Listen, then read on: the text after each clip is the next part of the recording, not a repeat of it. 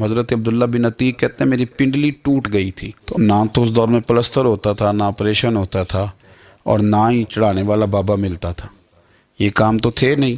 تو جن لوگوں کی ٹوٹ جاتی تھی ٹانگیں، وہ بڑی مشکل میں آ جاتے تھے، ٹانگیں چھوٹی ہو جاتی تھی، ہڈی غلط جگہ پہ جڑ جاتی تھی، یہ کئی لوگوں کے ساتھ مشکلات آتی تھی، لیکن فرماتے ہیں میں اس طبیب کے پاس گیا جو کائنات کے طبیب ہے۔ یہ روایت آپ کو بخاری مسلم میں ملے گی۔ حضرت عبداللہ ابن عتیق کہتے ہیں جا کے حضور کے سامنے میں نے اپنی ٹانگ کو رکھا، نبی پاک نے اس پہ دست کرم پھیرا، میرے رب نے شفا عطا کر دی۔ حضرت اسید ابن حدیر رضی اللہ تعالیٰ عنہ فرماتے ہیں ساری عورتیں مجھے کالا کہتی تھی، میرا رنگ کالا تھا، بھولے آدمی تھے سیدھے سادے، جا کے دروازہ رسول پہ کہنے لگے حضور عورتیں کالا کالا کہتی، محلے کے بچے تنگ کرتے ہیں، کرم نوازی کریں۔ میرے رسول پاک نے دست مبارک فضا میں بلند کیا، فرماتے ہیں جہاں عادتاً بال اگتے ہیں وہاں سے حضور نے چہرے پہ ہاتھ پھیرنا شروع کیا، اور میری داڑھی مبارک تک ہاتھ پھیرا، پھر جو بھی کہتا تھا سبحان اللہ ہی کہتا تھا۔ ظلمت کو ان کے نور نے کافور کر دیا، جس پر پڑی نظر اسے بھی نور ہی کر دیا۔ اللہ تعالیٰ نے بڑا خوبصورت وجود اطہر میرے نبی پاک کو عطا کیا، اور برکت والا وجود، یہ تو ہیں حضور کے وجود نور کی برکتیں۔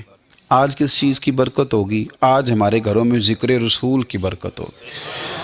ہمارے ایک بہت بڑے عالم گزرے ہیں پاکستان میں، سید ابو البرکات شاہ صاحب، مفتی اعظم پاکستان تھے، اور یہ اعلیٰ حضرت بریلوی کے خلیفہ تھے، اور یہ اہل سنت میں مواحد اور خوبصورت ہستی تھی کہ جن پر سارے علماء بڑی آسانی سے گردن رکھ دیتے تھے، کہتے تھے سید صاحب جو کہہ دیں گے وہ حرف آخر ہے، سب مانتے تھے۔ آپ کو پتہ ہے جب انسان کی آخری عمر آتی ہے تو پھر وہ چیزیں تلاش کرتا ہے جس کی اس کی آخرت کی منازل آسان ہو، تو سید صاحب آخری عمر مبارک میں ایک کتاب ہے شاہ عبد الحق صاحب محدث دہلوی کی مدارج النبوہ، جس میں حضور کے معجزات لکھیں، نبی پاک کی شانیں لکھی۔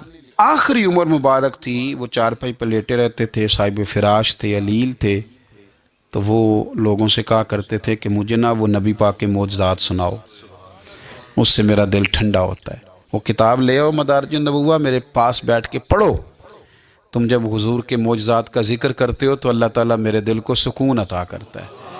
تو یہ حضور کے فضائل، خصائل، شمائل، نبی پاک صلی اللہ علیہ وسلم کی عزت کا، حضور کے اکرام کا، معجزات کا تذکرہ، یہ مومن کے دل کا قرار ہے۔ جب ہم اپنے گھروں کے اندر بیٹھ کے ان تذکار کو چھیڑتے ہیں تو اللہ تعالیٰ ہمارے حال پہ بڑی رحمت فرماتا ہے۔ تو ہمارے صوفیاء ایک تو تنہا ذکر کرتے، پھر اجتماعی ذکر کا بھی سبق دیتے۔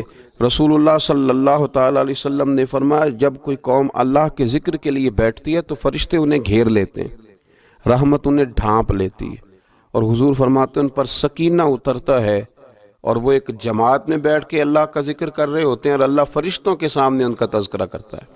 تو ایک تو انفرادی ذکر، پھر جو مجالس سے ذکر ہیں، محافل ذکر ہیں، ان کی افادیت یہ ہے کہ جب جمع ہو کر کے لوگ بیٹھتے ہیں تو پھر ان پر اللہ کی رحمت چھا جاتی ہے، پھر اللہ کا فضل ان کی نگہبانی اور خبرگیری کرتا ہے۔ اپنی زبان کو ذکر سے تار رکھیں، جہاں بیٹھیں اجتماعی طور پر وہاں بھی اللہ کی یاد کے ساتھ بیٹھیں، رب کریم کا ذکر کریں۔ نبی پاک صلی اللہ علیہ وسلم نے بہت سارے اسماء تھے جن کی عظمت، عزت، رفعت بیان کی، فرمایا اس کے ساتھ اللہ کا ذکر کرو۔ صورتوں کے فضائل بیان کی۔ ہمارے ہاں اکثر یہ میں نے دیکھا ہے کہ بعض واعظین اور بعض نقیب حضرات یا بعض ایسے لوگ جو بات کرتے ہیں تو اگر ان کی بات توجہ سے نہ سنی جائے تو وہ خود کئی دفعہ کہہ دیتے ہیں کہ میری بات ضائع نہ کر دینا، میرا جملہ ضائع نہ کر دینا۔ وہ سمجھتے ہیں کہ یہ بڑی اہم بات تھی جو میں کرنے جا رہا ہوں، اور کئی لوگ آپ ان کی بات توجہ سے نہ سنیں تو ان کے چہرے پر اظہار ناراضگی نمایاں ہو جاتے ہیں کہ یار میں بات کر رہا تھا اس بندے نے توجہ ہی نہیں کی۔ جو نبی پاک صلی اللہ علیہ وسلم نے پہلا کلمہ شریف کے بارے میں فرمایا کہ یہ سب سے افضل کلمہ، اور سب سے افضل دعا کے بارے میں فرمایا کہ الحمدللہ کہنا سب سے افضل دعا ہے۔ تو یہ اذکار کے جو فضائل حضور نے بیان کیے تو کیا معاذ اللہ ہم ان کو ضائع کریں گے؟ ان باتوں کو ایک عام آدمی کی بات تو ضائع کی نہیں جا سکتی، تو رسول کریم صلی اللہ علیہ وسلم کی بات کو کیا ضائع کیا جائے گا؟ وہ ایک بزرگ تھے تو ان سے کسی نے کہہ دیا کہ اگر آپ کا حساب آپ کے ماں باپ کے ذمہ ہو جائے تو پھر کیسا؟ پوچھنے کے لیے قیامت میں اگر ماں باپ حساب لیں تو پھر کیسا؟ تو بڑے سیانے لوگ تھے جو دل والے تھے، کہنے لگے نہیں، رب کریم ہی ٹھیک ہے، اس لیے کہ وہ ماں باپ سے کہیں بڑھ کر پیار کرنے والا ہے۔ اگر یہ معرفت مل جائے وہ کریم کتنا ہے، اور جب بندہ پوری طرح اس کی بارگاہ میں آ کے تڑپ جاتا ہے نا، مولا میں جاؤں کدھر، تیرا دروازہ چھوڑ کے جاؤں کدھر۔ اقبال کہتے ہیں وہ ایک سجدہ جسے تو گراں سمجھتا ہے، 1000 سجدوں سے دیتا ہے آدمی کو نجات۔ تجھے جگہ جگہ جھکنا نہیں پڑے گا اگر تو صحیح معنوں میں اپنے رب کی بارگاہ میں جھک جائے۔ تو میرے عزیز کوشش کرے کہ اس کی معرفت، اس کا کرم، اس کی عطا اور اللہ تبارک و تعالیٰ کے حاضر و ناظر ہونے پر عین الیقین، حق الیقین حاصل کرے۔ برے آدمی کی صحبت بندے کو غافل کر دیتی، غافلوں کی صحبت میں کبھی نہ بیٹھے، کبھی نہیں۔ غافل آدمی آپ کو غافل کر دے گا۔ میرے نبی پاک علیہ الصلوۃ والسلام نے فرمایا انسان اپنے دوست کے مذہب پر ہوتا ہے۔ یہ بہت بڑے لفظ ہیں۔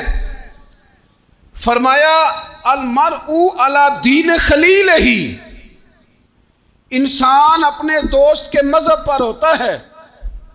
تو دیکھ تو نے دوست کس کو بنایا ہے، جو تیرے دوست کا مذہب ہوگا وہی تیرا ہو جائے گا۔ ہم نے دوست بنایا نا غوث پاک جیلانی کو،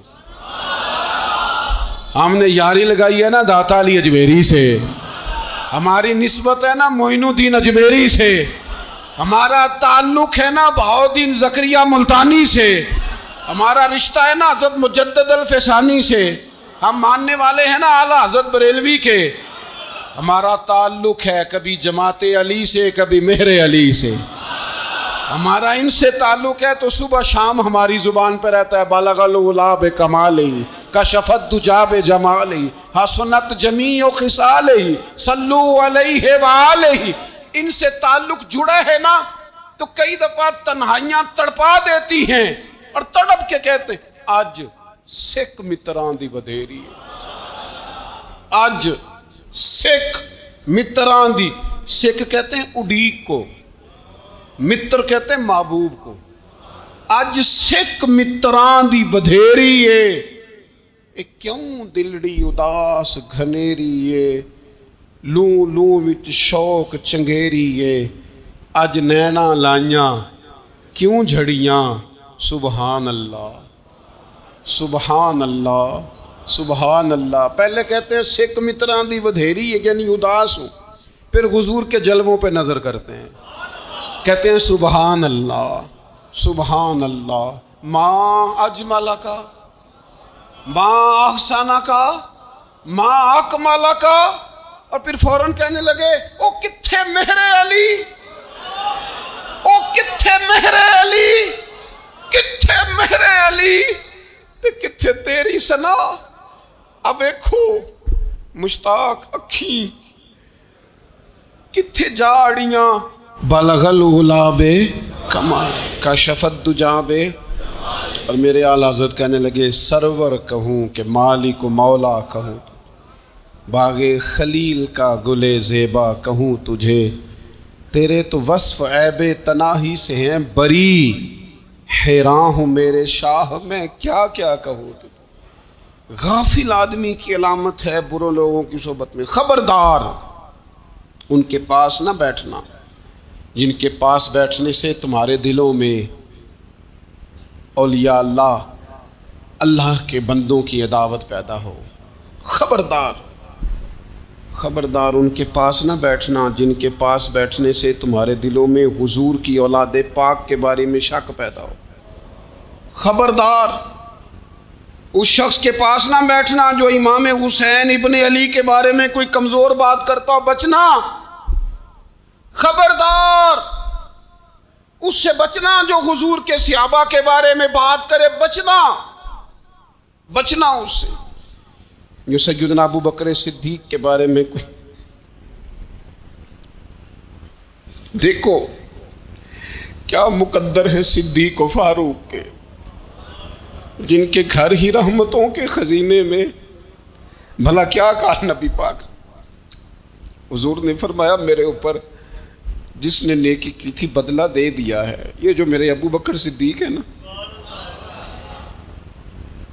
ان کو میں اللہ کی بارگاہ میں لے جاؤں گا, کہوں گا مالک تو ہی بدلا عطا فرما.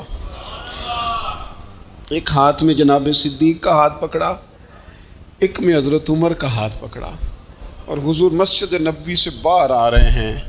دیکھنے والے کی زبان سے بے ساختہ سبحان اللہ نکل گیا. کیا شان ہے, کیا مقدر ہے. تو حضور علیہ السلام رک گئے, اور روک کے فرمایا تو حیران ہو رہا ہے نا, تو حیران ہو رہا ہے نا کہ میں نے ایک ہاتھ میں ابو بکر کو پکڑا ہے, ایک میں عمر کو پکڑا ہے. فرمایا قیامت میں جب میری قبر کھلے گی تو میں اسی طرح قبر سے نکلوں گا, اس طرح میدان محشر میں میں آؤں گا. خبردار, حضور کے وفاداروں کے وفادار رہنا, ان کے وفادار رہنا, ان کے وفادار رہنا. بڑا عجیب دور آیا ہے. ہم نے یہ دور دیکھا ہے کہ لوگ حضور کے صحابہ کے بارے میں بھی بات کریں گے. اب نبی پاک کی اولاد پاک کے بارے کو بھی ڈسکس کیا جائے گا. اپنا منہ تو دیکھ, اپنی حیثیت دیکھ, اور پھر وہ بندے دیکھ جن کو اللہ نے چن کے اپنے محبوب کی غلامی کے لیے حضور کے قریب بٹھایا ہے. تو بچنا ایسے لوگوں سے, پرہیز کرنا. خبردار, عقیدہ ستھرا رکھنا, عقیدہ ستھرا رکھنا, صاف رہنا, پاکیزہ رہنا, غافلوں کی صحبت سے بچنا. بڑا ڈرتے ہیں اللہ سے, دعائیں مانگتے ہیں, یا اللہ نسلوں میں بھی وہی بندے پیدا فرما جو عقیدے پکے رکھنے والے ہیں. وہ بندے پیدا فرما ہماری نسلوں میں. ایک وہ بندہ بھی غافل ہو جاتا ہے جو امیدیں لمبی ہی لگا لیتا ہے, جن کے منصوبوں میں دولت بھی ہوتی ہے, گھر بھی ہوتا ہے, اولاد کا بڑا ہونا بھی ہوتا ہے, پوتے پوتیاں نواسے نواسیاں دیکھنا بھی ہوتا ہے, یہاں بھی گھر وہاں بھی گھر, یہ سیر, یہ سارا کچھ ہوتا ہے. لیکن رب کی بارگاہ میں پیش ہونا جن کے پیش نظر نہیں ہوتا. لمبی امیدیں. حضرت مولا علی شیر خدا فرمایا کرتے تھے, میں تم پر دو باتوں کا خوف کھاتا ہوں, جو ڈر آتا ہے. ایک یہ کہ تم خواہش کی پیروی کرو گے, جو نفس کی خواہش ہوگی اس کے پیچھے لگ جاؤ گے, اور ایک کہ تم لمبی لمبی امیدیں باندھو گے. اتنے سال جینا ہے, اتنے 100 سال جینا, یہ کرنا ہے, وہ کرنا ہے.